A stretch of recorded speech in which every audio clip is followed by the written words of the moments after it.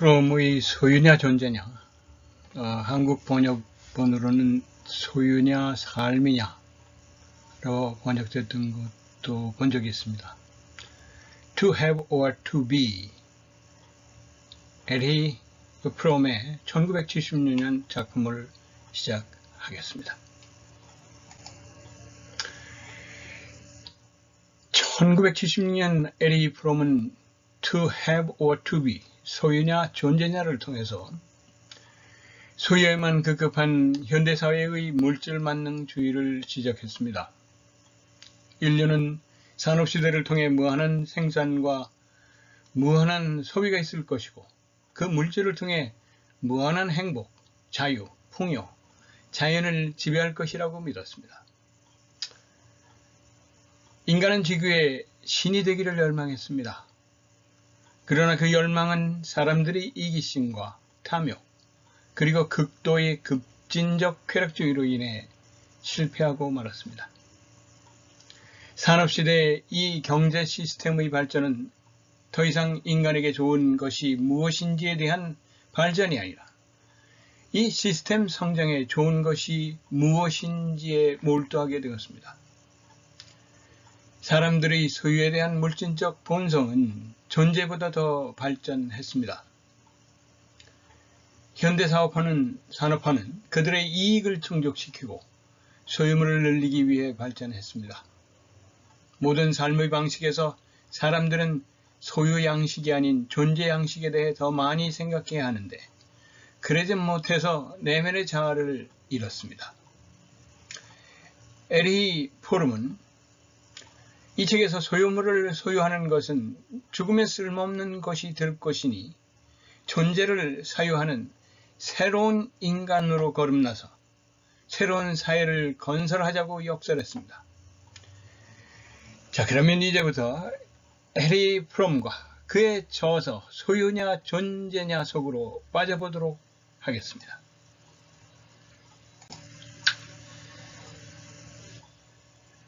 세계적으로 유명한 유태인, 독일계 미국인 사회심리학자이면서 정신분석학자, 인본주의 철학자, 민주사회주의자였던 에리 셀리그만 프롬은 1900년 3월 23일 프랑크푸르트 암마인에서 유대계 정통파 부모인 로자 크라우제와 나폴탈리 프롬의 외동아들로 태어났습니다. 1918년 프랑크푸르트 암마인 대학교 법철학과에 입학했으나 두 학기 만에 1919년 하이델베르크 대학교로 옮겨서 유명한 정치경제학자인 막스 베버의 동생인 알프레드 베버와 정신과 의사이자 철학자인 카를 야스퍼스, 하이니 리케르트의 지도를 받으며 사회학을 공부했습니다. 1922년 하이델베르크 대학교에서 유대교 법에 관하여라는 논문으로 사회학을 전공으로 철학박사 학위를 받았습니다. 당시 에리 프롬은 종교적 시오니스트 랍빈 네헤미야 암톤 노벨의 영향을 받아서 시오니스트에 강력히 관여했습니다. 그는 유태인 형제와 다른 시오니스트 조직에서 매우 활동적으로 행동했습니다. 하지만 그는 곧 이 시오니스트의 염증을 느끼고 돌아서서 그것이 보편주의, 메시아주의와 인본주의라는 자신의 이상과 충돌한다고 말했습니다. 졸업 후 하이델베르크에 있던 프리다 라이히만의 정신분석 치료소에서 정신분석학을 연구하고 1927년 자신의 진료실을 열게 되었습니다. 에리 프롬은 1926년에 결혼했지만 얼마 지나지 않아서 헤어지고 1942년에 이혼을 했습니다. 1930년 프랑크푸르트 학과의 본산인 프랑크푸르트 사회연구소에 들어가서 자신의 정신분석학 이론을 정립했습니다. 그리고 나치가 독일을 장악하게 되자 유태인이었던 프롬은 나치 정권을 피해서 스위스 제네바로 피했고 1934년 미국 뉴욕의 컬럼비아 대학교로 자리를 옮겨서 미국으로 귀화했습니다. 컬럼비아 대학교 재직 동안 프롬은 카렌 호니와 해리 스택 설리번과 공동으로 신 프로이트 자기 정신분석에 대해서 연구했습니다. 1930년 후반까지 호니와 프롬은 각자 상대방의 사상에 현저한 영향을 미쳤는데 호니는 프롬에게 정신분석의 몇 가지 측면을 밝혀주었고 프롬은 호니에게 사회학을 가르쳐 주었습니다.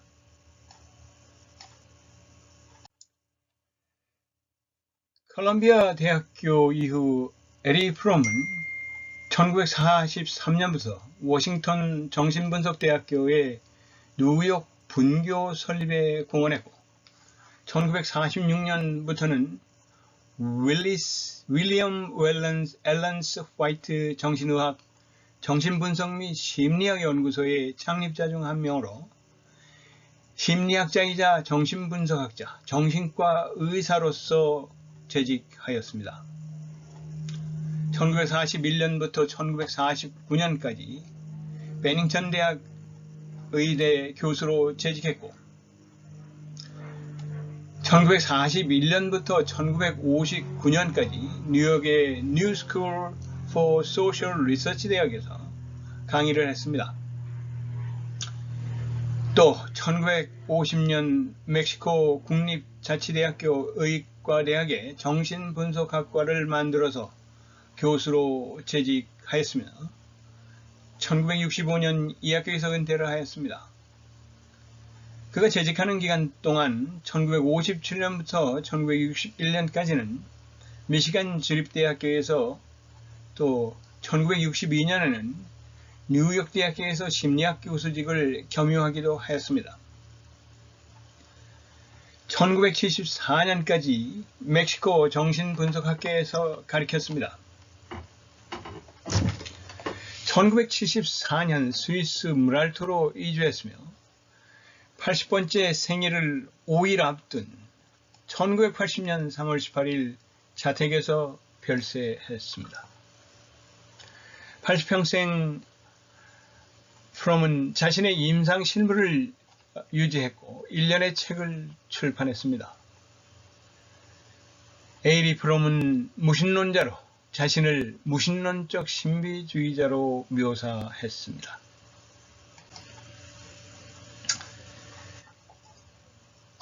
에리 프롬의 사상의 특징을 살펴보겠습니다. 프로이트 이후의 정신분석 이론을 사회 정세 전반에 적응한 것이 그의 특징입니다. 그 대표적인 작품인 자유로부터의 도피에서는 파시즘의 심리학적 기원을 밝혀서 민주주의 사회가 나아갈 방향을 밝히고 있습니다. 프롬에 따르면 인간은 자신의 생물학적 성장이나 자아 실현이 방해될 때 일종의 위기 상태에 빠진다고 말합니다.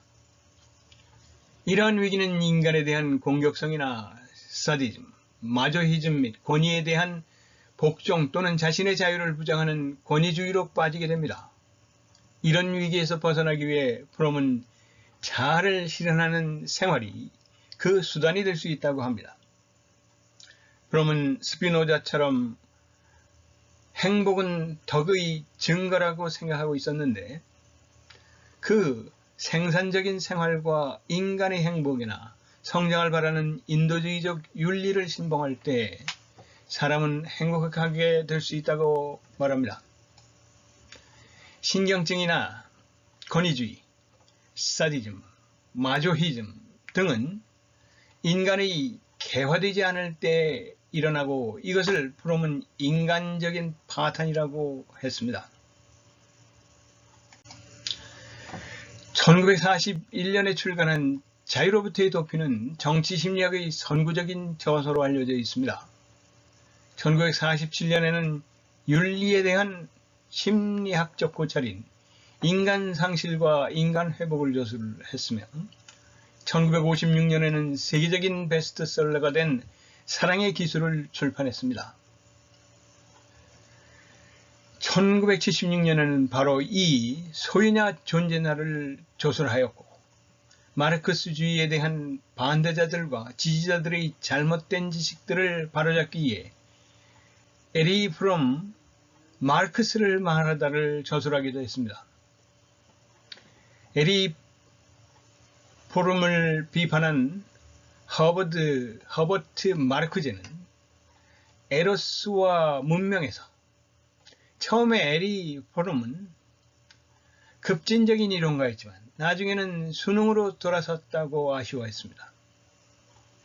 마르크제는 또한 프롬과 그의 가까운 동료인 설리반과 카렌 호니가 프로이트의 리비도 이론과 다른 급진적인 개념을 제거하여 정신분석을 현상유지만을 수용하는 관념주의 윤리의 집합으로 축소시켰다고 비난했습니다. 이런 비판에 대해서 에리 프롬은 건전한 사회, 체인 소사이어티와 그 인간의 파괴성의 해부학이라는 책에서 프로이트가 무의식의 중심적 중요성을 인식한 데 대해 상당한 공로를 인정받을 만하지만 최소한의 의지나 변동성을 가진 본능과 사회적 통제의 수동적 결과로 자아를 묘사한 자신의 개념을 구체화하는 경향이 있었다고 대응했습니다. 에리 프롬은 마르크스와 같은 후기 학자들이 자신을 교조주의로 받아들이지만 사회심리학은 보다 역동적인 이론적이고 경험적 접근 방식을 요구한다고 맞받아쳤습니다. 하지만 대중지식인으로서 프롬의 좌파적 정치 활동에 대해서 노암 촘스키 교수는 나는 프롬의 태도를 좋아하지만 그의 작업이 매우 비상적이라고 생각했습니다라고 에리 프롬의 꼰대스러움을 무척 아쉬워했습니다. 무척 공감 가는 부분이기도 합니다. 지금부터는 소유냐 존재냐 to have or to be의 내용을 살펴보도록 하겠습니다. 이 책은 원래 루스난다 한센이 하퍼앤로우 출판사를 위해서 편집한 세계적인 관점 책 시리즈에 실렸습니다. 이 책에서 인간 실존 양식 중 가장 크게 분류할 수 있는 소유 양식, having 모드와 존재 양식, being 모드를 급진적 인도주의의 바탕을 둔 정신분석학자인 이 에리히 프롬의 깔끔한 필체로 사회적, 경험적, 심리학적 분석을 통해서 독자들을 이해시키고 있습니다. 이 책은 3편으로 나누어 각 편마다 3장씩 총 9장으로 구성되었습니다. 1편은 2가지 실존 양식의 이해를 구합니다. 용어의 기원 및 철학적 개념 소개와 일상생활에서의 경험을 토대로 설명하고 성경 말씀과 선인들의 말을 인용하여 논리를 펴나갑니다. 2편은 2가지 실존 양식의 차이점을 분명하게 되면서 새로운 사회의 필요성을 유도하고 3편에 본격적으로 새로운 개인과 새로운 사회가 되기 위한 대안을 제시합니다. 소비는 풍요한 산업사회에서 가장 중요한 소유 형태입니다. 불안하지 않고 남에게 우월감을 가지려면 더 많은 소비를 해야 합니다. 나의 존재를 소비하는 능력으로 삼으니 영원히 목마르지 않을 수밖에 없습니다. 그러면 이처럼 우리 일상생활에서 경험할 수 있는 소유 양식과 존재 양식을 상세히 설명합니다. 소유와 존재의 비교는 명사와 동사로도 가장 잘 나타날 수 있습니다. 200~300여 년간의 많은 언어에서 명사의 사용 빈도가 높아진 것은 사유재산의 발달로 인해서 소유 양식의 개념이 더욱 강화된 결과라고 프롬은 주장합니다. 소유를 향한 열정은 계급관계를 형성하여 국민 간의 갈등, 더 나아가 범세계적인 갈등을 야기합니다. 이는 아마도 경제적 행동이 윤리 및 인간적 가치관과 유리되고 경제의 발전이 인간의 고유한 가치를 점점 잠식해 들어가기 때문일 겁니다. 또한 유사일에 인간은 끊임없이 자연을 파괴하여 도구하려는 계획을 중단하지 않았습니다. 여기에 더해서 정치 지도자들의 끊없는 회담과 결의안 등을 통한 다양한 제스처가 마치 사람들을 위한 매우 유용한 정치 행위인 것처럼 인식되고 있습니다. 결과적으로 원칙을 지키는 사람이 피해를 보는 것은 물론이고 공익보다는 개인적 부의 축적과 성공에 더 높은 가치를 부여함으로써 사회적 책임을 가볍게 여기도록 만들고 있습니다. 이렇게 보았을 때 소유지향적인 삶은 단순히 개인적 차원의 문제에 그치지 않고 사회 전반, 더 나아가 세계적인 갈등 관계를 유발한다는 점에서 생산적이기보다는 소모적이고 파괴적이라는 생각마저 듭니다. 소유지상주의가 정치와 결합할 때 얼마나 무참한 결과를 가져올 수 있는지 우리는 수많은 정치 현실에서 통해서 뼈저리게 경험했습니다.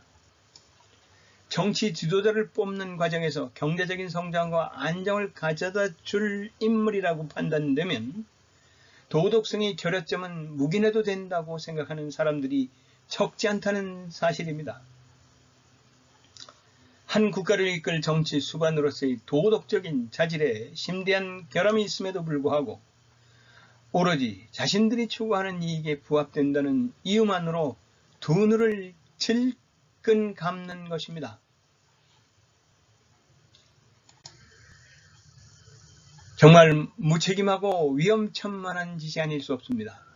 그러한 선택은 역사의 수레바퀴를 뒷걸음치게 만들므로써 인류 정치사에 큰 오점을 남겨왔습니다. 물론 에리 프롬은 살아가는 데 필수적인 것들을 소유로 하는 것까지 부정하는 것은 아닙니다. 그는 이러한 생존에 필요한 필수적인 유형의 소유를 생존적 소유라고 불렀습니다. 이러한 유형의 소유는 존재 양식과 갈등을 일으키지 않는다고 말합니다. 그가 문제 삼는 소유 유형은 성격 논리적 소유입니다. 에리 프롬은 성격 논리적 소유는 반드시 존재와 갈등을 일으킨다고 말합니다. 이러한 유형의 소유 양식은 일단 소유하고 나면 그 대상들을 유지하거나 생산적으로 사용하려는 노력 등을 포함한 모든 것을 제거시킵니다. 그리고 나의 주체 의식을 내가 어떤 것으로 소유한다는 사실에 의존시킴으로써 나와 그 대상 사이의 관계를 죽은 것으로 만들어 버립니다. 재산에 중점을 두는 생존의 소유 양식은 필연적으로 권력에 대한 욕망을 만들어냅니다. 재산, 이윤 등은 나뿐만 아니라 타인도 원하는 것이므로 그것을 지키는 데에는 권력이 필요할 겁니다. 그래서 소유 양식 안에서의 사람의 행복은 다른 사람들에 대한 우월성, 힘, 그리고 정복하고 빼앗아 죽이는 능력에 달려 있습니다. 이러한 행복은 소수 특권층에게만 허락되는 것이며 그것이 진정한 행복이라 할 수 없습니다. 한편 지식의 소유는 유용한 지식을 점유하는 것이며 얇은 기능적인 것으로서 생산적인 사고 과정에서 하나의 수단적 역할을 수행합니다. 그리고 소유 양식에 있어서 알은 더 많은 지식을 소유하는 것입니다. 삶의 의미나 행복이 단순히 지식을 축적하는 것에서 오는 것이 아닙니다. 그보다는 환상에서 벗어나 현실을 보는 것, 인간 이성의 자기 확인의 과정으로서 암과 지식이 중요합니다. 우리가 가지고 있는 소유물들을 단지 경험할 뿐이라는 것을 확실히 기억해야 합니다. 우리는 사랑을 소유하지 않고 다만 경험합니다. 사랑이란 말은 사랑이라는 행위의 추상화에 지나지 않습니다. 사랑을 소유해야 하는 것으로 생각하면 그것 습과 소외되면서 있는 그대로 경험하지 못합니다. 소유하지 못한 사랑은 내 것이 아니라는 생각은 파멸을 부릅니다. 모든 것을 소유할 수 있느냐 없느냐로 보는 소유양식은 그래서 극심한 소외 현상을 만연하게 합니다. 아무튼 인간은 시대가 흐를수록 소유에 열광하는 삶을 살고 있습니다. 아무리 많이 가져도 만족이란 없습니다. 우월감만 있을 뿐입니다. 한정된 것처럼 보이지만 잃을까봐 항상 두려움을 느낍니다. 소유물은 인간을 약하게 하고 병들게 하여 파멸로 이끌고 맙니다. 쓰면 감사하기 때문에 그보다 더 모아야 합니다. 쾌락은 있지만 기쁨은 없습니다. 에리 프롬은 산업시대를 환상의 종말로 표현했습니다. 위대한 약속의 영광, 산업시대의 놀라운 물질적 지적 성취를 마음에 그려봄으로써 비로소 그 현실의 실패에 대한 인식이 오늘날 일으키고 있는 충격을 이해할 수 있습니다. 산업시대는 결국 이 위대한 약속을 이행하는 데 실패했고 점점 많은 사람들이 다음과 같은 4가지 사실을 깨달아가고 있다고 했습니다. 첫 번째, 모든 욕망의 무한정한 충족은 복리를 가져다 주지 않았으며 이것은 또한 행복에 이르는 길도 아니고 최대의 쾌락에 이르는 길도 아닙니다. 두 번째, 자기 자신이 독립된 주인이 된다는 꿈은 우리의 사상, 감정, 취미가 정부와 산업 그리고 이들이 지배하는 매스 커뮤니케이션에 의해 조종되며 우리는 모두 관료적 기계장치 속에 톱니바퀴가 되었다는 사실에 우리의 눈이 뜨이기 시작하면서 끝나버립니다. 경제적 발전은 여전히 몇몇 선진 부국에 국한되어 풍요한 국민과 가난한 국민들 사이의 간격은 계속 넓어져 왔습니다. 기술적 발전은 생태학적 위기와 핵전쟁의 위험을 만들어냈으며 이 중 어느 하나 혹은 이 둘이 합세하여 모든 문명 그리고 어쩌면 모든 생명의 종말을 가져올지도 모릅니다. 에리 프롬은 심리학적 전제에 의해 첫째는 인생의 목적은 사람이 느끼는 어떤 욕망이나 주관적 욕구의 충족으로서 정의된 행복, 즉 최대한의 쾌락이 있습니다. 둘째는 자기중심적 이기주의 그리고 탐욕의 체제가 조화와 평화를 깨뜨렸다고 봅니다. 프롬은 홉스에게 있어 행복은 하나의 탐욕에서 다른 탐욕으로 끊임없이 이어졌고 라 메트리는 적어도 행복의 환상을 주는 것이라는 이유로 환각제로 비유했습니다. 또 공리주의는 쾌락주의였다고 비판하고 오히려 칸트, 마르크스, 소로, 슈바이처는 반쾌락주의였다고 평했습니다. 1차 세계대전 이후 쾌락주의는 극에 달해 텔레비전, 자동차, 섹스로 이 모순적 조합이 가능하게 됐습니다. 이러한 쾌락주의는 행복을 가져올 수 없다는 것을 데이터를 통해 알 수 있습니다. 이로 인해 사회는 고독하고 불안하고 기가 죽고 파괴적이며 의타적인 사람들, 그렇게 아끼려고 애쓰는 시간을 한쪽에서는 마구 호성하며 기뻐하는 사람들로 변했습니다. 개인적인 이기주의가 조화와 평화, 모든 사람의 복리 증대를 가져다 준다는 산업시대의 제2의 심리적 전제 역시 이론적 근거에서 오류이며 실패를 가져올 수밖에 없었습니다. 에리 프롬은 인간들 속에 선천적으로 이기주의, 자기중심주의, 탐욕 등이 본성에 내재되어 있다고 봅니다. 이러한 것들은 자연을 적대적으로 보게 되며 결국 인간은 자연의 변종으로 변했습니다. 이로써 정복과 적대감이 맹목적이 된 우리는 천연자원이 유한하다는 사실, 그리고 자연이 인간의 탐욕에 대해 반격을 가해오리라는 사실을 인식하지 못했습니다. 에리 프롬은 소유 양식의 대안으로서 존재 양식을 제안합니다. 존재 양식은 탐욕 내지 배타성으로 점철된 소유 양식과는 달리 공유와 연대, 조화와 배려, 희생 정신을 근간으로 더불어 사는 삶을 지향합니다. 게다가 소유 양식이 가진 것으로 자신을 규정해야 하기 때문에 더 많은 것을 소유하는 데 분투하느라 소중한 가치를 쳐버렸다면 존재 양식은 독립, 자유, 비판적 이상을 바탕으로 한 내면 정신과 경험으로 자신을 규정합니다. 존재 양식은 그 존재 그 자체로 만족하며 나눠주고 희생을 경험하는 것을 즐깁니다. 남보다 조금이라도 더 갖기 위해 애쓰지 않고 남보다 덜 가졌다 해서 열등감을 느끼지 않습니다. 무엇을 소유하느냐 하거나 소유하려고 갈망하지 않으면서도 즐겁습니다. 그런 삶은 걱정과 불안이 없습니다. 자기의 능력을 생산적으로 사용하며 세상과 하나가 되려 노력합니다. 참된 기쁨이 지금 이 순간에 존재합니다. 집착하거나 속박당하지 않고 어떤 변화에도 두려움 없이 능동적으로 인간의 생명을 유지하며 계속 성장하게 합니다. 존재 양식이 갖고 있는 이러한 능동성이라는 성질은 단순한 부조함과 구별됩니다. 능동성을 띠는 나는 소외되지 않습니다. 즉, 나는 외부적 또는 내부적 힘에 의해 움직여질 뿐이라는 것이 아니라 무엇인가를 창조하고 그럼으로써 창조된 것과 나와의 관계는 밀접합니다. 에리 브롬에 따르면 이러한 존재 양식의 능동성 또는 인간 본성에 내재된 것이므로 소유 양식을 포기하고 존재 양식을 지향으로 삼는 일은 절대 불가능하지 않습니다. 과학기술은 엄청난 속도로 발전하여 생활을 윤택하고 편리한 환경으로 만들고 있습니다.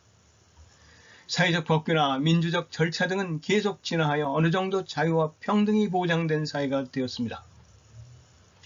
하지만 삶의 질은 왜 나아지지 않고 상대적이거나 절대적 빈곤, 인종이나 종교적 차별, 전쟁의 두려움, 정신적 불안과 잠재적 공포 등은 늘어만 가고 있는 것일까요? 인류 역사상 위대한 스승들은 소유와 존재 양식 사이의 선택을 중심사상으로 여기고 욕심에 의한 소유를 절대적으로 경계해야 한다고 가르쳐 왔습니다. 인간이 살아가는 데 있어 가장 중요한 문제로 인간이냐 물건이냐라는 이분법에서 어떤 것을 중심으로 하느냐에 따라 삶의 질은 완전히 다름을 간파한 것입니다. 개인의 성격과 온갖 사회적 성격 차이의 결정을 좌우합니다. 소유 양식은 죽음에 대한 사랑이며 존재 양식은 생명에 대한 사랑입니다. 소유 양식은 취득적 개념입니다. 무언가를 가지다의 상태를 의미하기 때문에 나 외에 다른 모든 것의 목적인 객체가 됩니다. 따라서 힘의 오이와 열의가 생기고 이것은 필연적으로 사회적 반작용을 불러일으켜 왔습니다. 반면에 존재 양식은 능동적 개념입니다. 내가 이따위 상태를 의미하기 때문에 나는 주어인 주체가 됩니다. 따라서 나의 의지가 가장 중요합니다. 이 책에서 의지는 일종의 욕구, 욕심의 의미로도 쓰입니다. 다만 주고 나누고 기꺼이 내 몫을 줄이려는 태도를 나타내는 의지라는 존재 양식에서 가장 중요한 요소이기도 합니다. 수동적이거나 능동적이고 창의적인 학습, 기계적이거나 생산적인 기억, 고집스럽거나 교환과 창조의 대화, 일방적이거나 저자와의 대화인 독서, 힘이거나 능력인 권위, 소유량이거나 깊은 이해의 지식, 맹목적이고 몰상식적인 경험이거나 자기 창조적인 신념, 소유와 구소이거나 경험을 공유하는 사랑의 용어를 두 가지 양식으로 대조로 명쾌히 설명합니다. 성경 속에서 우상이 아닌 본받아야 하는 대상으로 예수, 불경 속에서의 무소유를 실천하는 부처, 사치도 가난도 악덕이라는 마르크스, 신을 아는 것이라는 에크하르트, 자유로운 개인의 사고를 가진 슈바이처 등의 인물들이 전하는 말에 담긴 주석은 충분한 논리적 설득력을 갖추고 있습니다. 잘못된 종교의 교리가 어떻게 진실과는 다르게 변질되어 사람들을 바보로 만들고 폭력을 불러일으키는지도 이해할 수 있습니다. 소유 양식에서의 행복은 타인에 대한 자기의 우월성 속에 자기의 힘 속에 궁극적으로 정복하고 빼앗고 죽이는 능력 속에 있습니다. 존재 양식의 행복은 경험으로서의 사랑과 나눔과 베푸는 행위 속에 있습니다. 특히 기독교에 대한 대목은 통렬한 지적이 따릅니다. 오늘날 종교는 규율과 사회적 결합력을 위해 단순한 이데올로기로 전락했습니다.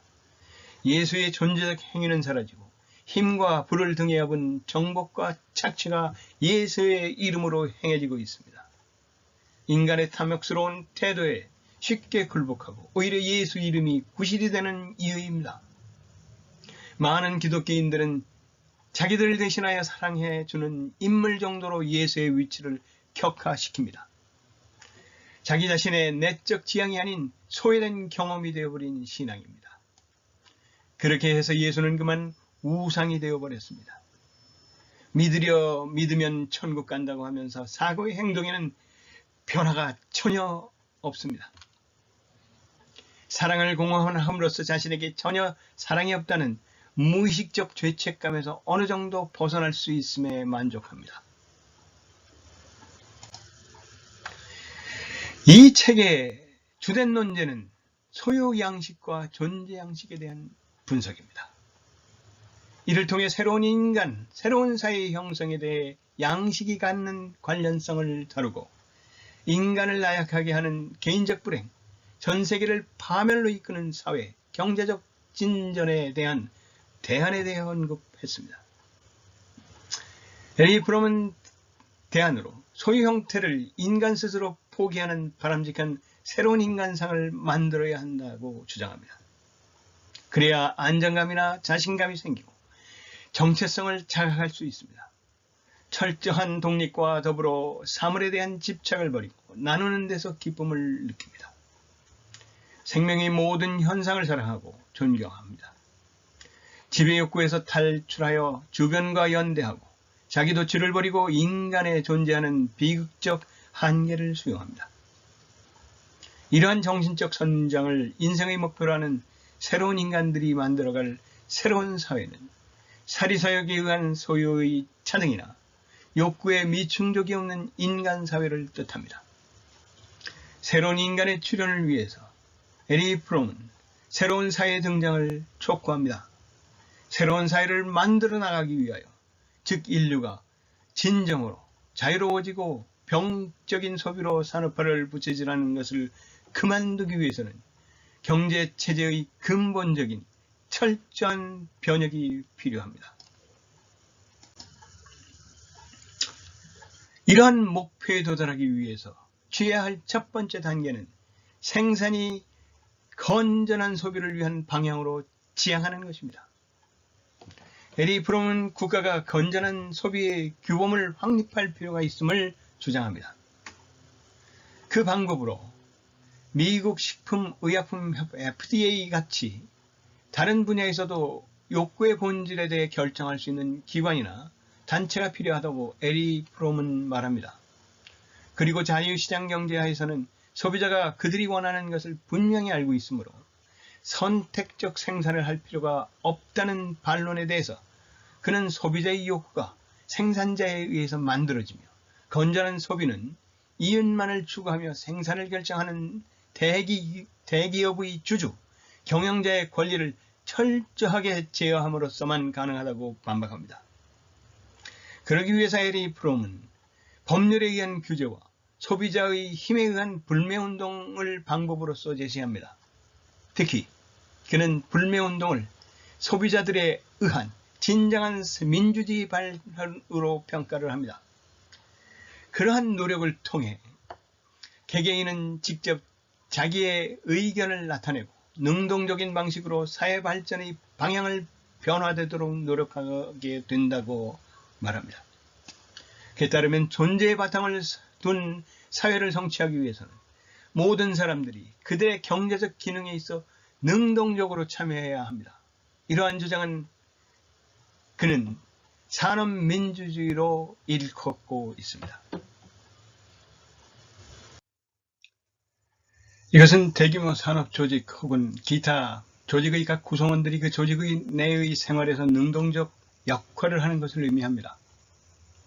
각 구성원은 조직에 대해 충분한 정보를 제공받고 자기의 작업과정, 건강, 안전조치 등의 수준에 있어서의 의사결정에 참여할 것을 시작으로 결국은 기업의 높은 수준의 일반 정책 결정까지 참여하는 것입니다. 에리 프롬은 이러한 참여민주주의를 실천하는 방법을 제안합니다. 먼저 수십 개의 면접 집단을 만들어 그들 스스로 경제, 외교, 보건, 교육, 복지 등의 분야에서 기초적인 문제와 관련하여 심의를 하고 의사를 결정하는 상설기관을 구성하도록 합니다. 이들 집단은 적절한 정보를 제공받아야 하며 이 정보를 가지고 외력에서 벗어나 토론을 하며 문제점에 대해서는 투표를 행사합니다. 그리고 이들의 결정 과정이 입법에 큰 영향을 미치게 하는 것입니다. 이러한 제도는 타당한 정보의 혜택이나 자신의 결정의 영향력에 대한 자각, 비판적인 심사숙고와 토론이 만드는 진정한 신념이 입법에 반영되도록 한다는 점에서 의미가 있습니다. 에리 프롬에 따르면 정치 생활의 능동적인 참여는 산업과 정치의 전반에 걸친 최대한의 분권화를 필요로 합니다. 현 자본주의 내재된 논리에 의해 각 기업과 정부는 점차 대규모화되어 마침내는 관료주의적 기구를 통해 수직적이고 중앙집권적으로 집행되는 거인이 되어버렸습니다. 그렇게 되면 대중이 비판력을 잃어버려 수동적인 양이 되고 이 거대한 거인은 누구의 정점에 앉아 있든 간에 상관없이 움직이게 되므로 필연적으로 파시즘이 출현하게 된다는 겁니다. 따라서 에리 프롬은 국가의 통치 기능은 사람들이 서로를 알고 판단할 수 있으며 따라서 그들 자신의 공동체의 행정에 능동적으로 참여할 수 있는 비교적 규모가 작은 지역의 자치단체에 위임되어야 하며 거인이 된 대기업 또한 소집단에 더 강력한 권한을 부여함으로써 소집단으로 해체시켜야 한다고 주장합니다. 나아가 관료주의적 행정을 인간을 마치 물건처럼 다루고 이 다rum의 방법에 있어서도 질적인 면보다는 양적인 면을 중심으로 다룸으로써 관료주의적 행정을 인본주의적 행정으로 대체해야 한다고 주장합니다. 이 밖에도 이 에리 프롬은 존재적 사회를 건설하기 위해 여러 방법들을 제시합니다. 기업 광고와 정치적 광고에 있어서 모든 세뇌적인 방법을 금지시키는 것, 부국과 빈국의 격차를 좁히는 것, 연간 수입을 보장하는 것, 여성을 가부장제로부터 해방시키는 것, 정부, 정치가 시민들에게 지식을 필요로 하는 모든 문제에 대해 조언을 해줄 책임을 지고 있는 최고 문화협의회를 설립하는 것 등이 그것입니다. 에리 프롬은 이러한 새로운 세계가 아무리 실현이 어렵게 보인다 하더라도 현재 인류가 처해 있는 위험이 생과 사에 관련된 문제이므로 적당한 기회를 현실적 가능성으로 해석해야 한다고 말합니다. 생명이란 확률의 개념이 아니며 기업 정책이 아니라 어떻게든 구제의 가능성을 찾아내야 하는 문제이기 때문입니다. 새로운 사회가 되기 위해서는 과학기술의 파시즘, 환상에 지나지 않는 완전한 자유시장 경제를 버리고 우리에게 꼭 필요한 선택적 성장을 지향해야 합니다. 정신적으로 만족할 수 있는 노동조건과 풍조를 만들며 건전한 소비가 권장되고 정치 경제적 사안에 적극적으로 참여해야 합니다. 중앙집권보다는 대규모의 분권화를 이루고 관료주의적 행정을 휴머니즘적인 것으로 변화시켜야 합니다. 한정된 국가 예산으로 적절한 복지가 가능한 사회적 합의를 이끌어내야 합니다. 어떤 경우에도 인간으로서 최소한의 인권은 보장될 수 있는 사회 구조적 시스템을 만들어야 안정적이고 편안한 사회가 될 것입니다. 5천년 존재 역사가 무색할 한국처럼 어떤 사안마다 양쪽의 의견과 갈등이 심한 사회일수록 더욱더 그렇습니다. 새로운 인간이 오늘보다 내일 더 나아지기 위해 지금의 나를 돌아보고 새로운 사회를 위해 무엇을 준비해야 할지를 정해 그에 맞는 길을 가야만 합니다. 그러나 안타깝게도 새로운 인간의 변혁 과정 역시 소유, 추구적 양식에 물들어 버렸습니다. 존재지향적 양식을 위해서는 가지고 있는 물건들을 버리고 터전에서 떠나 심적 속박으로부터 자유로워져야 합니다. 그렇다고 인위적인 안가짐은 해답이 아닙니다.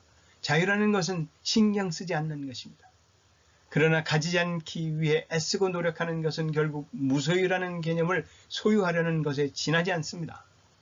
과연 더 많이 소유하는 것이 더 그럴듯한 존재를 보장하는가 하는 의문을 제기해야 할 경험하고 살아가는 게 중요하다고 결론을 내립니다. 그 결론 속에 프롬은 제발 좀 가지지만 말고 잘 살아가라고 냉철하게 통렬하게 주장하고 있습니다.